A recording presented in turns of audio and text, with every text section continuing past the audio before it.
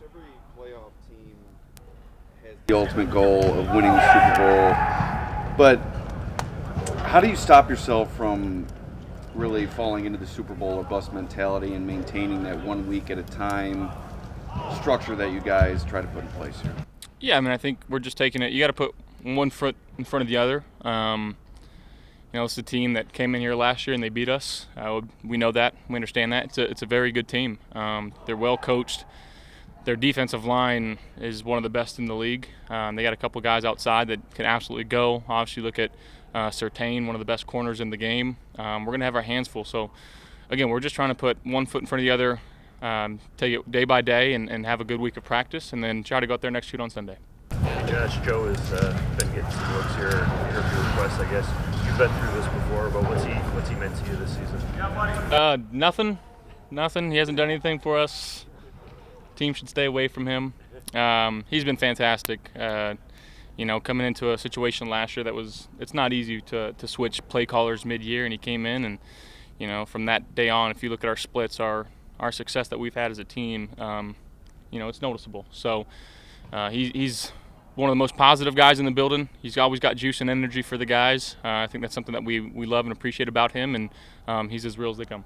Fair to say that, well, it's been a theme throughout your career that you welcome the doubters. A lot of people going back to, college. Yeah, I mean, there's, two things that I can control. It's my attitude and my effort, and what everybody else has, that's their own prerogative. Is it true that what Elway said, it took you 2.5 holes to finally ask him about passing, the Broncos passing you up?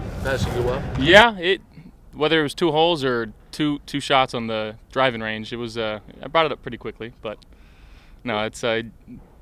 He's an awesome man. Obviously, a great player. Got a lot of respect for him. What's it mean to you when he says he called that back last summer one of his biggest regrets, not drafting? I mean, hindsight's 20/20. Who knows how it would have worked out? I'm just glad I'm where I'm at. How does the balance and the offensive philosophy that you guys have kind of honed over the course of this year help you when you take facing a team like Denver on defense? That you guys are not. It's very difficult to predict where you guys are going to be on Sunday. Yeah, I think again we call these kind of training camp type games where we've got our base set of rules and we kind of stick with them, and we got to make sure that we're on top of our communication. But in terms of what they're going to do, we have no idea. We have a thought potentially of what could happen, but once the game goes and the first punches are thrown, you got to be able to adjust. And it's like I said, a really, really good team and a very, very good defense. I think statistically one of the best in the league. They got some absolute studs on that side of the ball. So we got to have like I said, a good week of practice, and it's going to take everybody on Sunday. Josh, how do you feel like things with Keon have progressed this season? It seemed like he was coming on, and then he had the injury. Where do you guys feel like you two are at right now? Yeah, still growing, and I think the thing with receivers and quarterbacks, there's always stuff that you can grow on, and that takes time. It takes repetition. But again, I got a good feel for what he does in our pass game, where to put some of these balls for him to go get. And he's been making some good plays for us, and we're going to need that going forward.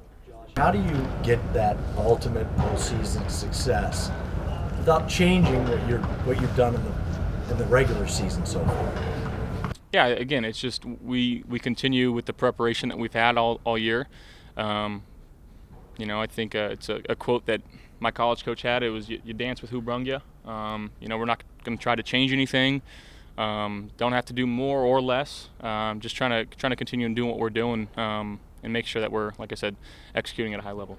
As a team, what gives you guys confidence? Is it what you've done recently? Is it sample size throughout the course of the season? Like, how do you know you guys are ready for a moment like this? I think it's just the belief that we have in each other, the trust that this team has, the love that this team has inside of this locker room. We're all each other's biggest supporters, and when we step on that field, we just want to see everybody play well. There's no egos, and again, it takes a tight-knit group to win a world championship and a Super Bowl, and again, that's our goal. But in terms of the belief that we have in each other, it's unwavering.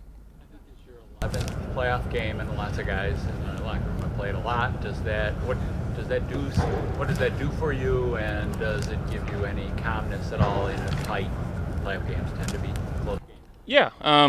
Again, I think we've had a multitude of games this year. Some that we've won by a lot, some that we've won by little, some that we've lost by little, and something that we can learn from. And I feel like we've learned from every situation this year, and it's a credit to the guys in this room and Coach McDermott for making sure that we're preaching the situational football that we tend to see throughout the league. So, it's just again, we're just trying to play well.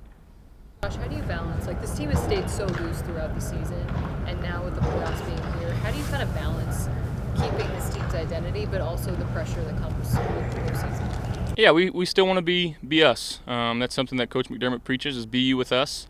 Joe, he's a big believer in that too, of making sure that guys are loose and still dancing and having a good time, because at the end of the day, we get to play this game of football that we've been playing since we were kids, and it is an absolute blessing to do.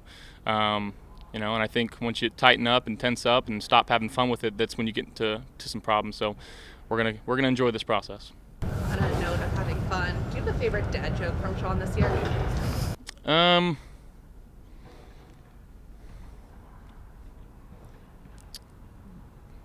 It's what did the Buffalo say to his son when he went to college? Yeah, I think that obviously it's Buffalo and the Bisons and whatnot. So yeah. Obviously, you guys always want to play at home, and you get the opportunity to do that. But what has led to success here? I mean, you guys were undefeated in the regular season. Is there like an easy answer or correlation? I mean, I think operational-wise on the offensive side of the ball, we get to use cadence, and that helps with snap timing within our motions. Obviously, what Joe's done with the type of motions and shifts that we have here, it's very crucial to our offense. On defense, when it's loud and our fans can get into the game and force a false start or force a delay of game, the momentum that gives us, it can't be measured. And I think, our fans have been fantastic this year, and we're going to need them going forward. Have playoff experience, and a lot of the guys on the roster do as well, but there's also a lot of new guys on this team. How do you let them know, to embrace this challenge and this opportunity?